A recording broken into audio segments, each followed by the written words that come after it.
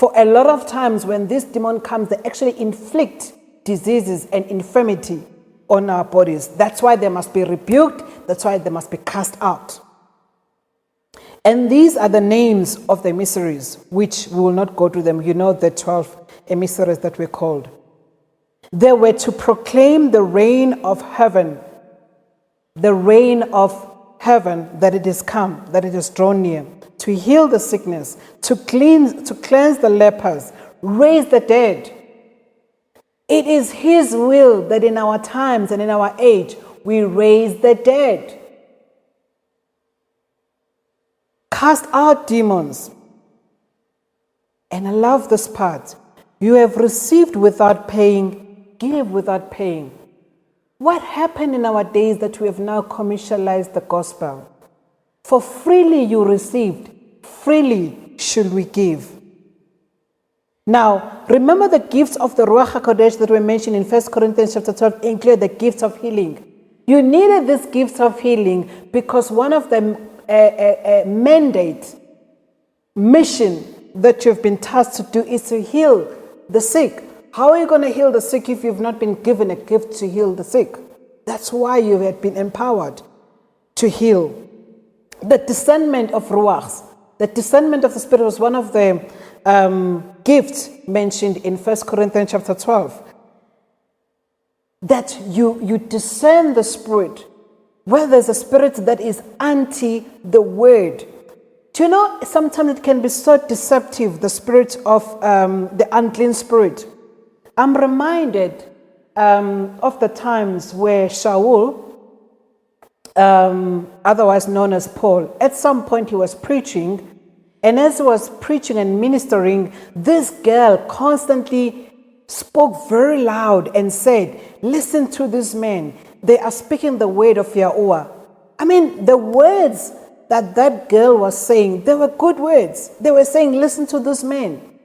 But Shaul was able to discern beyond the words that were spoken that this woman is speaking from the spirit of divination, from the spirit of evil, unclean spirit. And he rebuked the spirit on that girl immediately. And from that particular time, the masters or the owners of that little girl or that young woman, they were angry because they used to be making money from this girl through divination that she was doing. So that not everything that is speaking nice or acceptable word, you need to be able to discern the spirit to say, is this what is the spirit from above? Is the spirit of Yahuwah or not? So these gifts are administered by Ruach HaKodesh himself to accomplish this mission that we have been sent to do. Emissaries needed power before they could start witnessing. Let's also just remember, what are we talking about today? We're talking about the book of Acts, starting from the beginning. What happened in Emissaries? After Yahusha the Messiah went to heaven, what did they do? What did they need to do? Do not start witnessing unless or until the Ruach HaKodesh comes upon you, for the power from Most High will then enable you to be my witnesses. So you need this power before you can start. And this, we find this in the book of Acts chapter 1 from verse 8. They needed power before they could start witnessing. They needed power before they could start declaring the truth. Because people are not readily willing to accept the truth and to walk in the truth. And then the enemy is not going to go like, okay, welcome, sit down and speak the truth. He will try in so many ways to make sure that people don't hear the truth. Even all those that hear, that they don't understand it. And even those that understand it, they will try to argue it. So you need the Ruach HaKodesh to be the one who convicts people, not the eloquence of how well you speak English or how well you can quote scriptures. It is the Ruach HaKodesh that convicts the people. He says that in Acts chapter 1 verse 8, but you shall receive power when the Ruach HaKodesh has come upon you, and you shall be my witnesses. We are his witnesses. Yahusha HaMashiach's witnesses. In Jerusalem, in Judah or Yehuda, and Shamaron or Samaria, and to the end of the earth. You start where you are.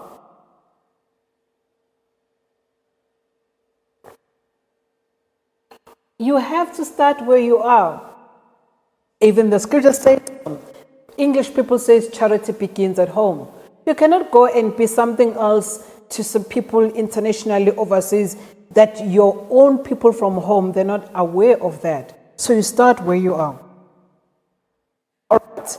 Now, the other part that we see in as we go through what happened in Acts chapter 2 from verse 1, these early emissaries. Now we know what the definition of an emissary is: someone who sent out. They needed to be in one mind and place before the power could come. It is so important. It is so important. They needed to be in one mind.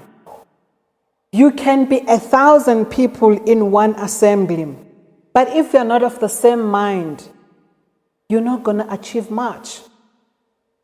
And the third part about being in the same mind is even to the opposite direction. If you're working in the same mind, you will still achieve the same goal. Being in the opposite direction. Now let's think about the Tower of Babel.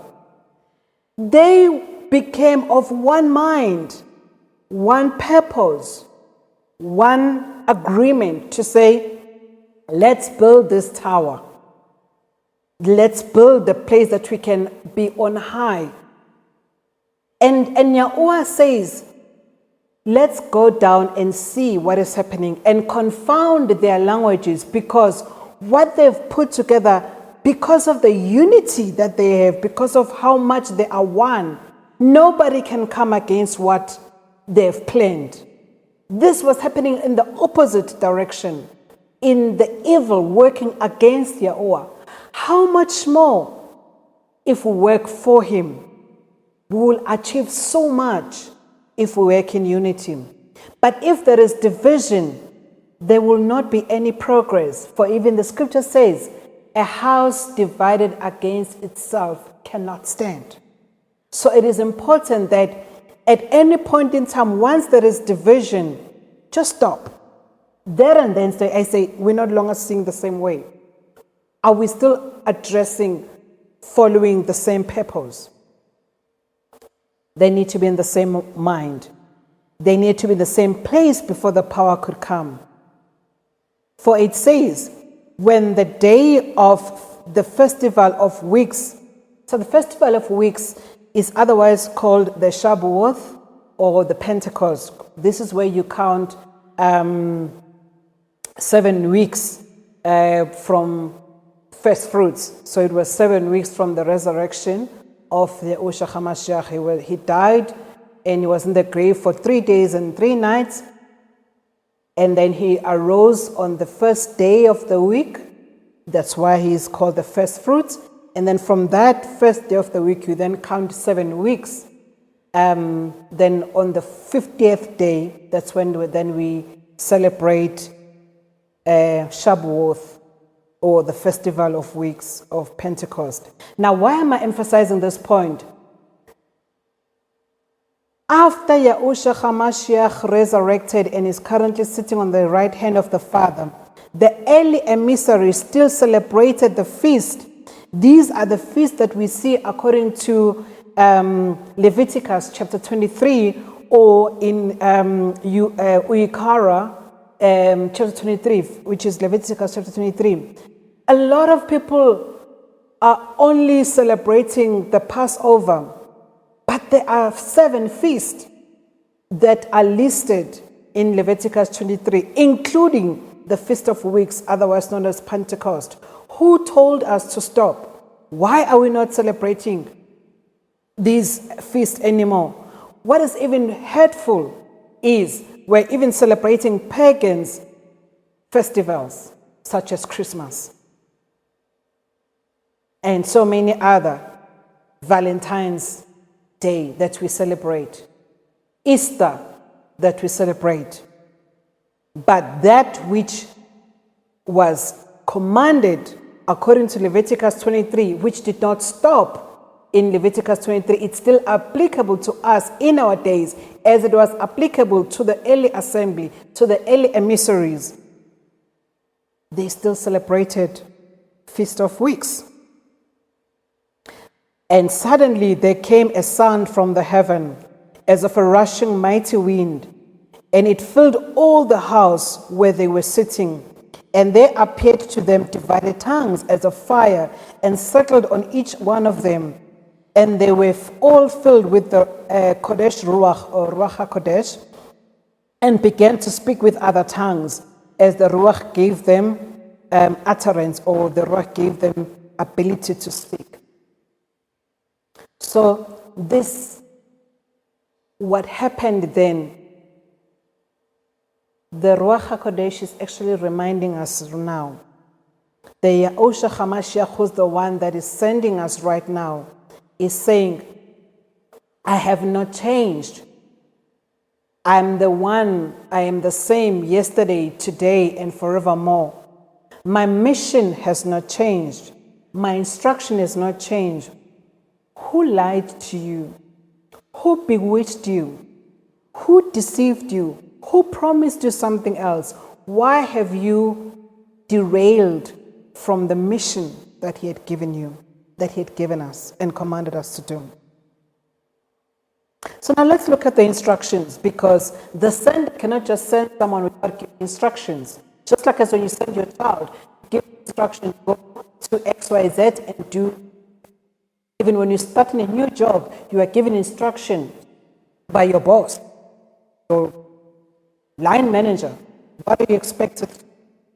The instructions are important. Now, where do you find the instructions? You find the instructions in the book of Matthew, otherwise known as Matthew, chapter 10. Matthew or Matthew chapter 10, from verse 9. It says, do not acquire gold or silver or copper for your money belts, or a bag for the journey, or 2 undergarments, or sandals or staff, for the worker is worthy of his food. Excuse me. The worker is worthy of his food. I used to make this example when I talk to the team that I work with. I say, guys, when the government appoints soldiers, soldiers don't have to buy their own uniforms. Soldiers don't have to buy their own weapons and ammunition and so forth. They are provided by the government, the country, the nation that appointed them as soldiers. Not only do they take care of the soldiers, but they also take care of the families. That's why we see most of the times in most countries, the wife married to one of the soldiers will be a housewife, because the provision made by the government is enough to take care, so that the mother, the woman who's at home, can take care of the family and the children. If the government, evil as they are, if the nations that we live under, evil as they are, but they know how to take care of their soldiers and the families of the soldiers, what about Yahusha HaMashiach himself? How can he appoint people? How can he appoint, according to Ephesians 4, these gifts that we mentioned, and expect the world to clothe them, and expect the world to feed them, and expect the world to provide for transport, for petrol from them to move from point A to point B? It's impossible. The enemy cannot fund the kingdom of Yahuwah. The kingdom of light can only be funded by the kingdom of light. Verse 13. If the house is worthy, let your peace come upon it. But if it is not worthy, let your peace return to you. It's painful when you go to a particular place, you are sent Yahusha HaMashiach sends you to a particular place, and the people that are not that He has sent you to, that don't receive you, don't take it personal. They're not rejecting you. They are rejecting the one who sent you. Just like we say, don't shoot the messenger. You're just being sent. So don't take it personal. Don't be hurt. Don't want to fight for your position because you didn't send yourself. It says, leave that place.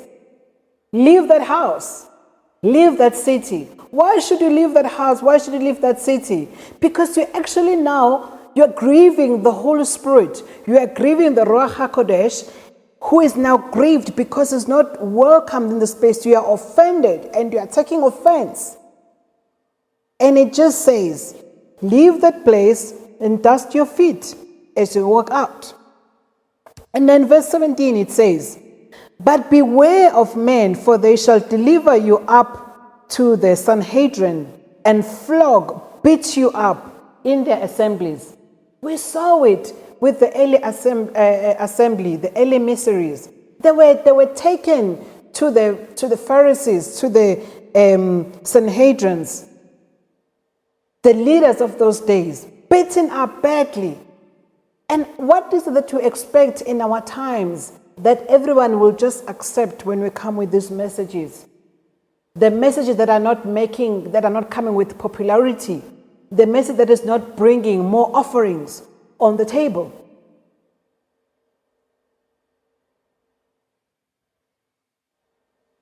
Verse 18 it says, and you shall be brought before governors and kings for my sake, as a witness to them and to the nations.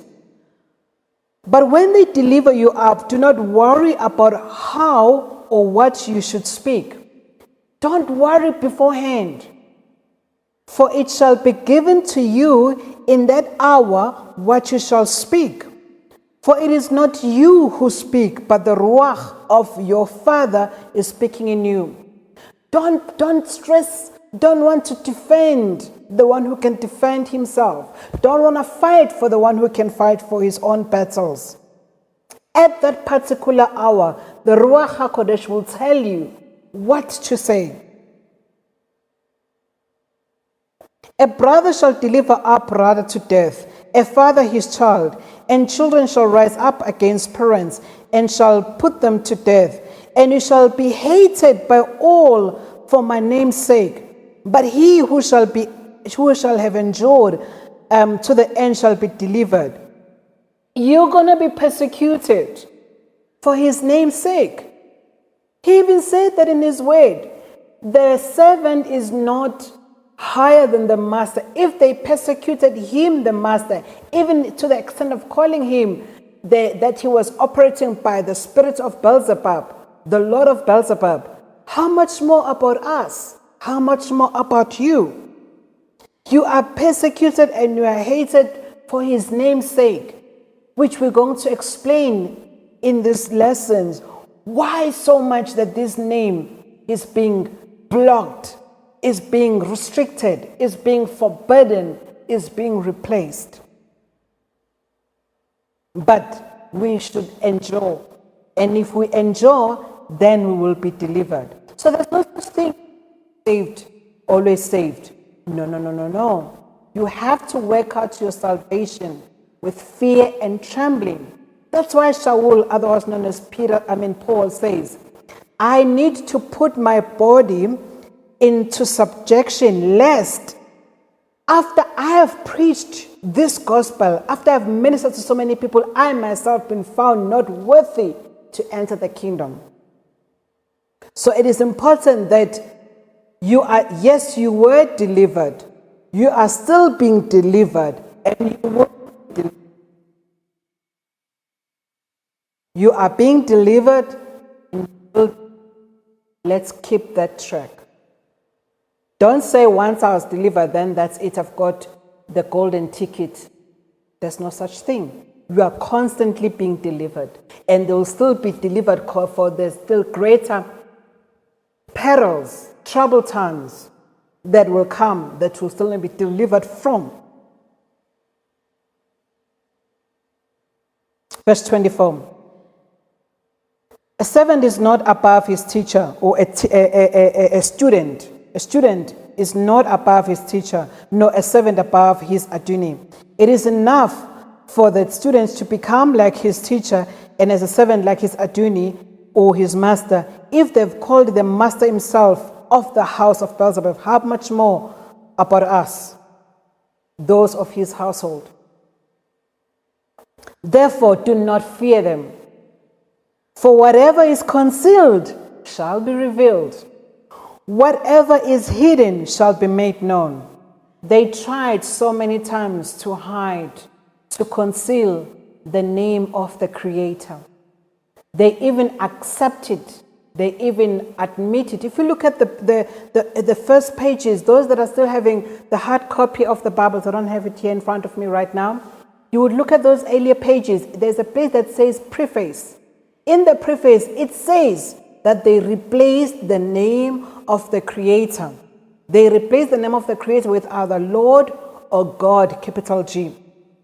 Why did they replace it? Why? A topic for another day.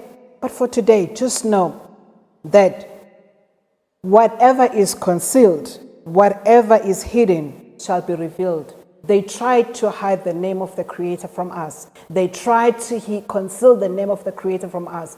But in our times, in our age, that truth is now revealed. They tried to conceal and to hide our identity, who we are. They told us, oh, you are just Gentiles.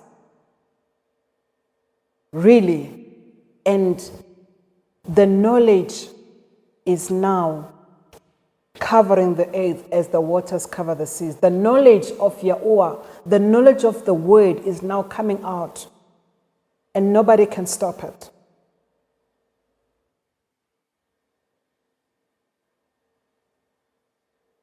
He says, he gives us an instruction, he says, what you hear in the ear, proclaim it on the housetops, on the rooftops. What I say to you in the dark, speak in the light.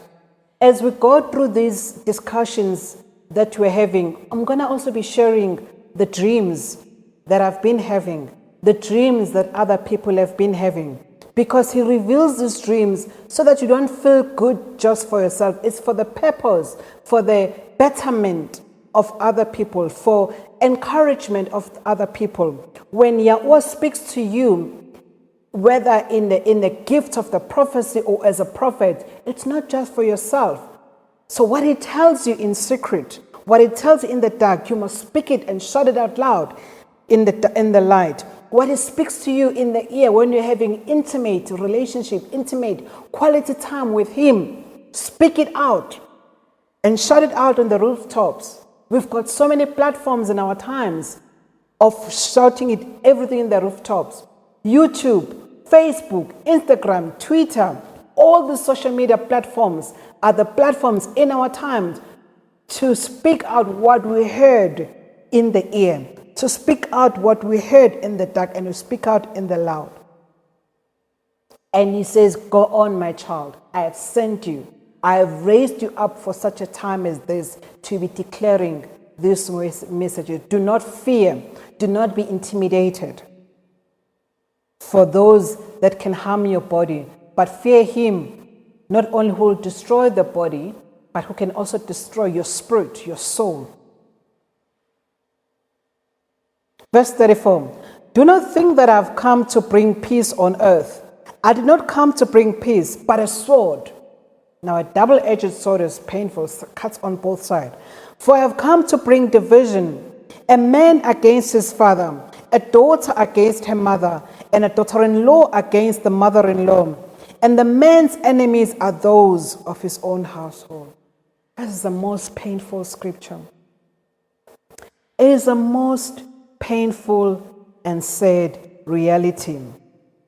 Because once you start to hear the truth and you come excited to those of your own household, and they're the same people that crush your spirit. They are the same spirit who tells that you think that you know better. They are the same people that say that, has not other people been speaking before? You think that you know it all. They are the same people that you expect to support you, to embrace you, to encourage you. They are the same people that actually speak against you. But be of good cheer. Be encouraged because you have been warned. You have been warned before. Yahusha the Messiah forewarned us and say, when this happen, don't be unsettled. Don't be discouraged. I told you beforehand, it will happen. It says a man's enemies are those of his own household. Now, verse 37 says, he who loves father or mother more than me is not worthy of me. And he who loves son or daughter more than me is not worthy of me. And he who does not take up his pole and follow after me is not worthy of me. This truth is even more painful to those who are married. I am saying this because I am married. That it does not mean that just like in the ark, in Noah's ark, the animals went on Noah's ark 2 by 2. When it comes to Judgment Day, you're not going to be holding hands with your spouse. You're not going to be holding hand with your husband or a husband. You're not going to be holding a hand with your wife. Every man, individually, you will stand on your own before the great throne of judgment. Alone, not with your spouse. And at that particular time, the books will be opened for you. And Yahweh will open up and say, this is what I tasked you to do. Yahusha will say to you, I'm the one that sent you and gave you this gift to do X, Y, Z. What did you do with that information that I gave you? What did you do with the grace?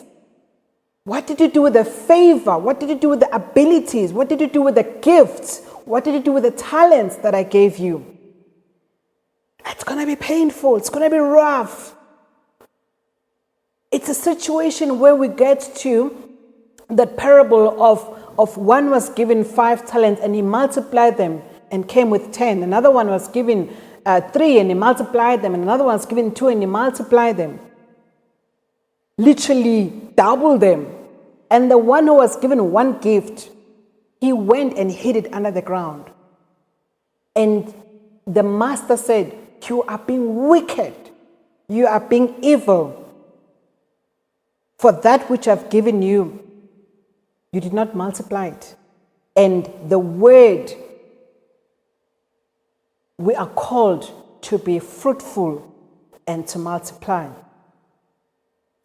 Just another reminder. When someone says, bless you, what does that mean? Ubusisiwe. When we say sibusisiwe, it means whatever that we are brought here on earth is to bring about increase, multiplication, fruitfulness. You see it. There's multiplication. Not only multiplication in terms of physical babies, but multiplication in spiritual disciples that you bring about, multiplication in the fruits that you bring in so many ways. I want us to touch a little bit on the prophecy. Remember, I touched on about deliverance, and I said, you were delivered, you are being delivered, and you will be delivered. Let's remember, Yahuwah, He's the one who was, who is, and will be. It's also applicable to the prophecies. There are some prophecies that have already been fulfilled. There are some prophecies that are being fulfilled. And there are prophecies that are still going to be fulfilled. Now, we're going to take a break at this particular time. And then after the break, we'll continue on this line of prophecies being fulfilled, were fulfilled, being fulfilled, and to be fulfilled. So we'll take a break right now, and we'll take it on again next time. Thank you, family.